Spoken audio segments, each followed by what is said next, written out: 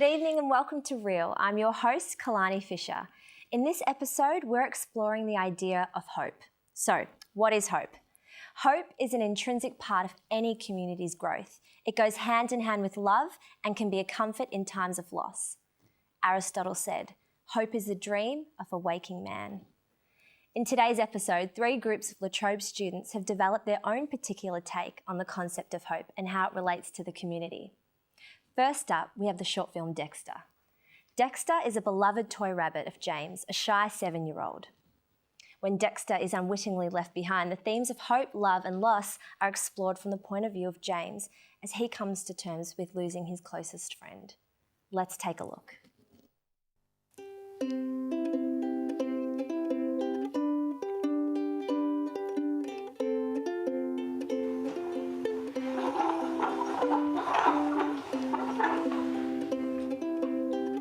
Hey James, it looks like Dexter needs a bit of a wash. He's getting a bit grubby.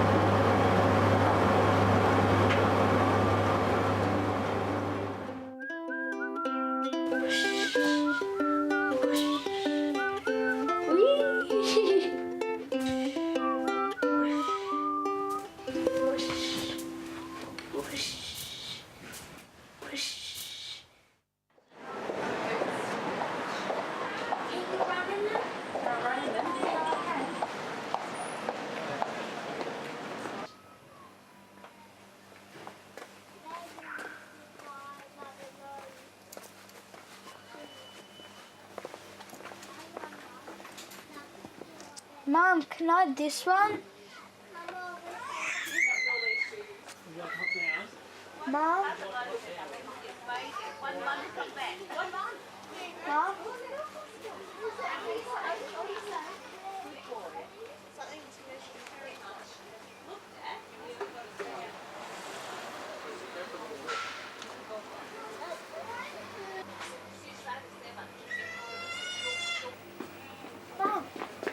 Oh, there you are.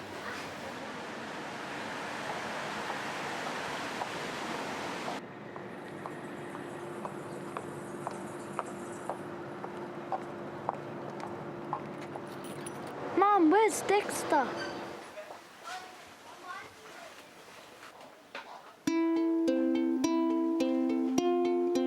Mom, Dexter's gone. No, haven't seen him. Sorry.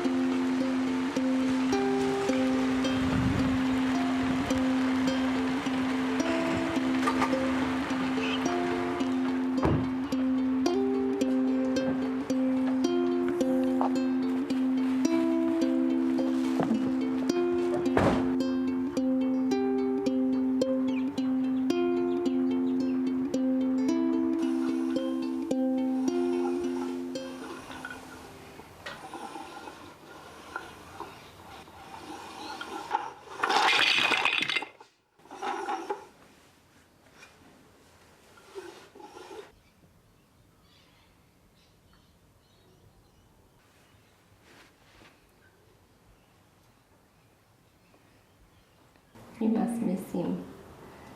Do you miss him? Yes. That's nice. He had a nose, a pink nose, didn't he? going to draw his big, sad eyes. Which colour is this one? Or doing that Dexter?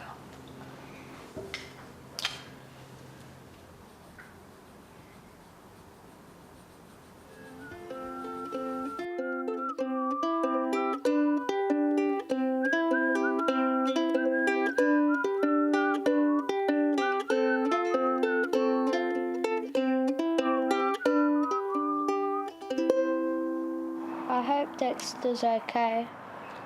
Dexter's a big rabbit. He'll look after himself.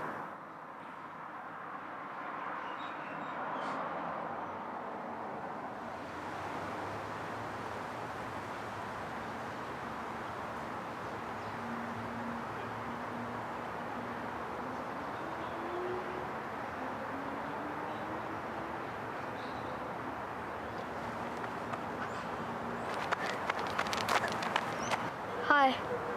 He's a really nice rabbit. He's my favourite.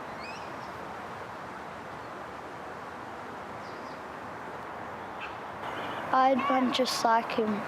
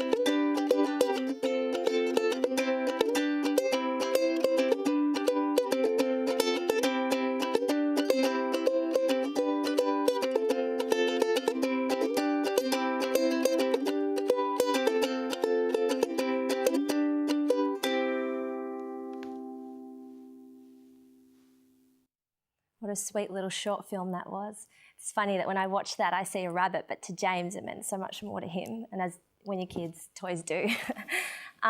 Now, coming up after the break, we will see Unspoken Words and Street Heart. So stay tuned.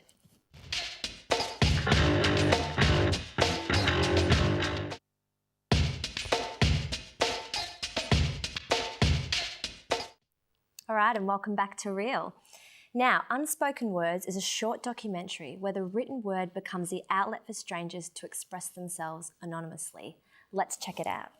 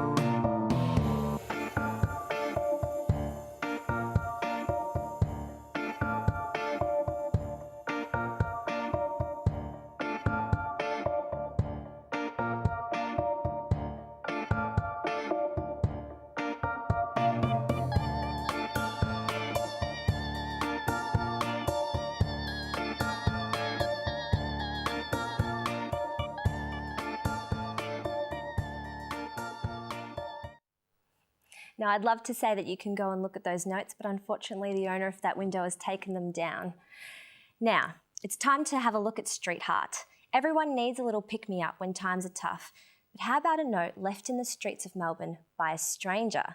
Street Heart focuses on Georgia Smedley and her attempt to break this isolation through the graffiti movement. Written and directed by Dean Broche, this documentary explores the lack of connection in contemporary society. Let's have a look. I think it's just important for people to connect because it would just be so lonely without it. You know, like, imagine a world where no one was connected.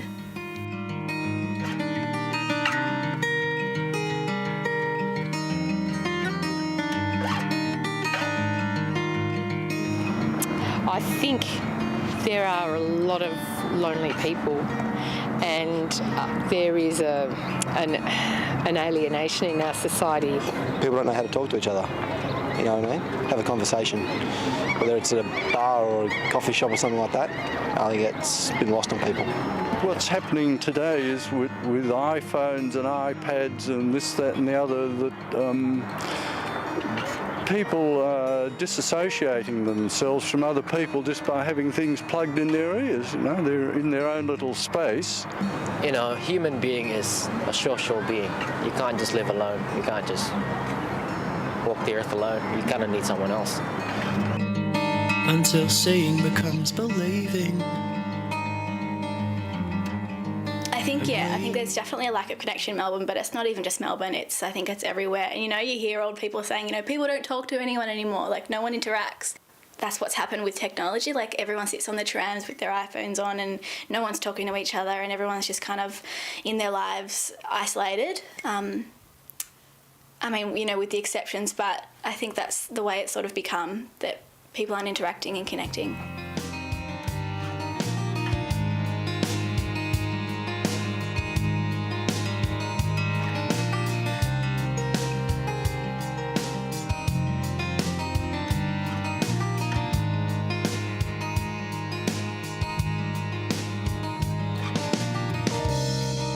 We fall, do we shake the ground?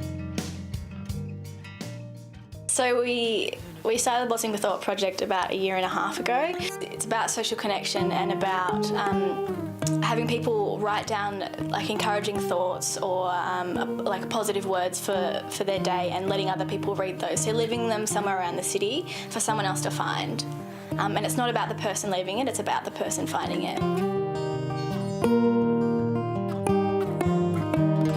And so, my friends, tap your feet and keep in time. I think the word connection, I think it's different with everyone. Like the connection I feel with my partner is just like, you know, that invisible tether that you have with them.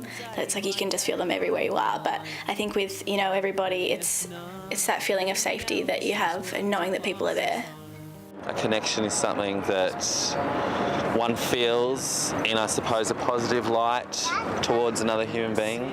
Probably just joining together lives, understanding, I don't know, where people have come from, that kind of thing. So I think people are very willing to get to know other people because, you know, inherently everybody wants to help out. You know, for me, it's to feel loved, yeah. Too late to say that we're never too far. I love Melbourne. I just think it's such a cool place to, you know, people expressing their art, and I just think it's accepted here as well. I think it's just really cool, and I really want to share my project with Melbourne. That's what I want to do. My heart's still sitting there.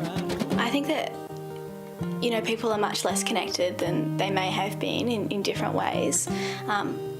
But I don't think that we're heading towards a world where no one's connected. I think there's too much hope for that.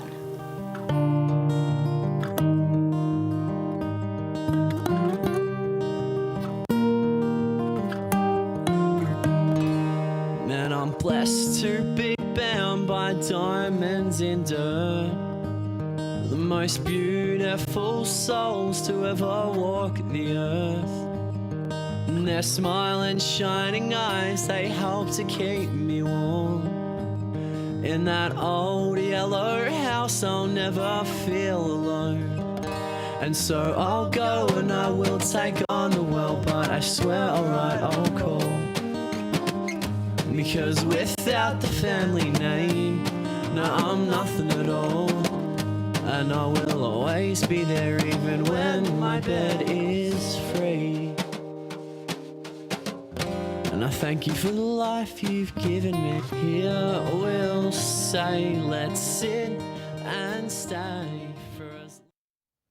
What a visually stunning documentary that was. Now, after the break, Dr. Gabriel Murray will join us to discuss the documentaries we have just watched. Stay tuned.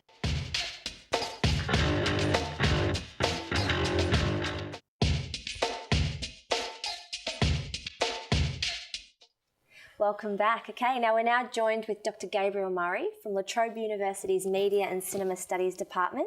Gabriel, welcome. Thank you, Kalani. Thank you for joining us on the show once again. You're welcome. Now, the first question I have, how do you think the last documentary we watched dealt with the question of communication? Perhaps before I actually address that particular question, I wanted to talk a little bit about the idea of hope. Yes. I think it's a fantastic theme for this particular series that we're doing.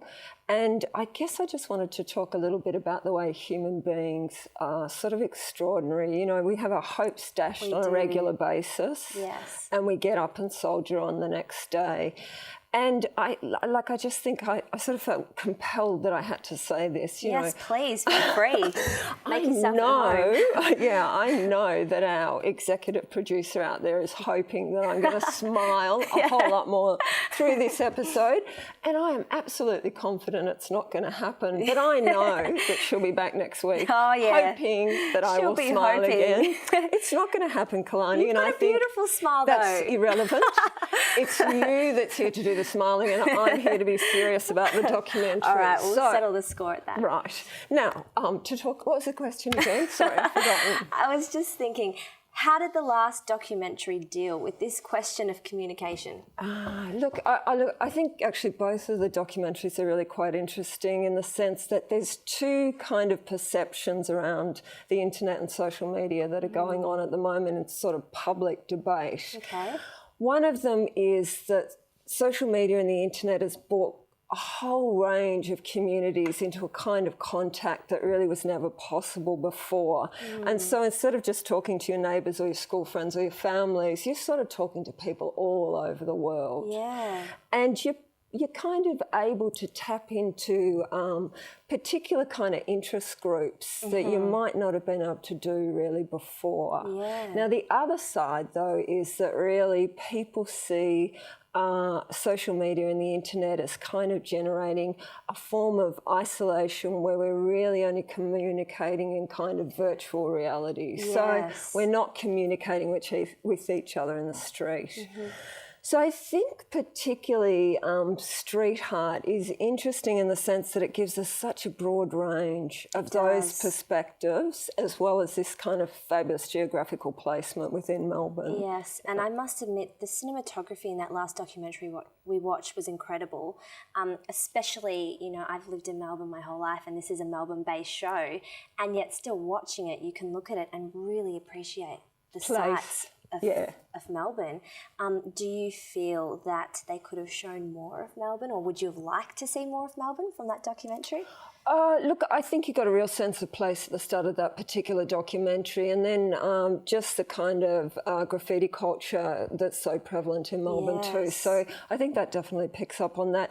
And really, if we wanted to hear people's perspectives, which I think is the real strength of that particular documentary, that we are being given a range of people from kind of all different walks of life. Of course. Yeah, talking really about what they think about, you know, communication in this contemporary world. Yes. We mentioned before that it's quite anonymous, the way people post notes, and you don't know who posted them unless you were there to see it. Do you think that communicating through that medium allows people to feel more comfortable being honest? Absolutely. I mean, if you can pin something up and nobody knows it was you or what you said, I mean, you know, you look at some of those notes and, you know, have a happy day, and I think, you know, God, that's a bit dicky, really. Yeah. But when you actually come across that in a kind of an anonymous environment, I have to say when I'm watching that film, I'm constantly waiting to see somebody, you know, respond to one of the notes. So it's delightful to see that person, you just see the back and they pin that thanks up there and you think, yeah, that's what I've been waiting for. Now, just a quick quick wrapping up question before we say goodbye to you tonight. What were the similarities between unspoken words and street heart? Words. Even if you give us just words, one. communication through words. Yes. And the spontaneity of responding. Yeah. Thank you so much for your time, Gabriel. Thank you. Forward, oh, my pleasure. We look forward to seeing you again next week. All right, well, unfortunately, that's all we've got time for tonight. I hope you can join us next week when we explore the theme of identity. I'm Kalani Fisher. Keep it real, Melbourne.